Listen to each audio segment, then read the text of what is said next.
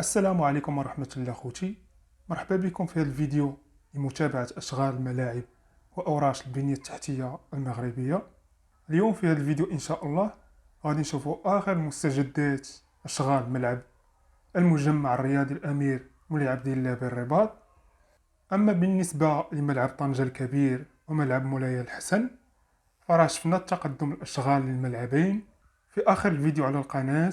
بالنسبة لمتابعة أشغال الملاعب المغربية يمكنكم الرجوع إلى الفيديو والتطلع على آخر التحديثات.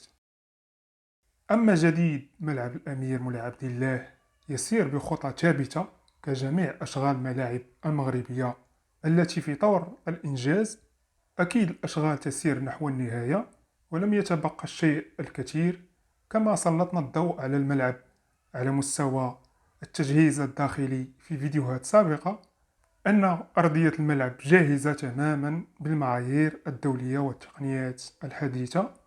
عشب طبيعي هجين لائق في جميع الظروف كما نشاهد في هذه الصور الحديثة. يتم فيها تجريب بعض شاشات الليد، وهذا ما يؤكد أن الأشغال في مراحل متقدمة.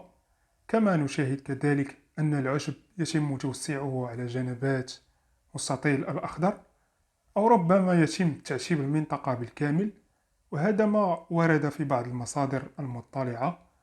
وهذا جيد جدا لأنه يعطي طابع احترافي على مواصفات الملاعب العالمية، يعطي مساحة كافية للاعبين والصحافة وإلى غير ذلك، عكس ما إذا تم التعشيب جنبات المستطيل الأخضر فقط. أما فيما يخص التغطية والتغليف للملعب، مرحلة قطعت أشواط طويلة، دعونا نقول أنها على مشارف النهاية كما نشاهد في الصور. أشغال على مستوى السقف لازالت أشغال مستمرة، وهذه مرحلة معقدة وتتطلب احترافية عالية، لأن ليس مجرد تغطية وخلاص، لا، هناك تقنيات حديثة يجب اتباعها. ألواح تسقيف، ألواح معدنية مصممة خصيصا ومقاومة للرياح والمياه، ولها عدة مميزات.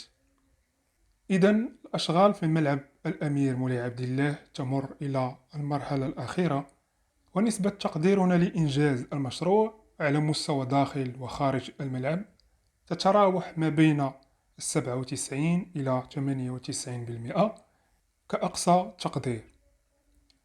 فبكل التوفيق لكل من ساهم في هذا الصرح العالمي ليكون محطة للأنظار العالم اليوم، وجعلها أيقونة عالمية نفتخر بها. وأنتم ما هو رأيكم وتقييمكم للمشروع؟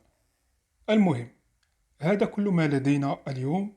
سنكتفي بهذا القدر من المعلومات، ولازلنا في متابعة أشغال الملاعب المغربية التي ستحتضن كأس أفريقيا اللي غادي تنظمها بلادنا إن شاء الله. خليكم في متابعة الصفحة للتعرف على المزيد وآخر التحديثات.